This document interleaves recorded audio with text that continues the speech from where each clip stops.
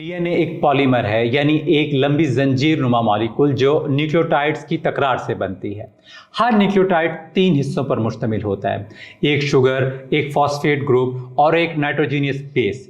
इन basis की तरतीब इस चेन में इंस्ट्रक्शंस की सूरत में काम करती है, जैसे किसी किताब में हरूफ होते हैं। डीएनए शुगर फॉस्फेट बैकबोन को साख देता है और बेसिस सीढ़ी के रंग्स की तरह एक दूसरे के सामने आते हैं। ए हमेशा टी के साथ और सी हमेशा जी के साथ पेयर होता है। इसका मिरेकल ये है कि ये साख इंफॉर्मेशन स्टोर करने और रेप्लिकेट होने की इजाजत देती है।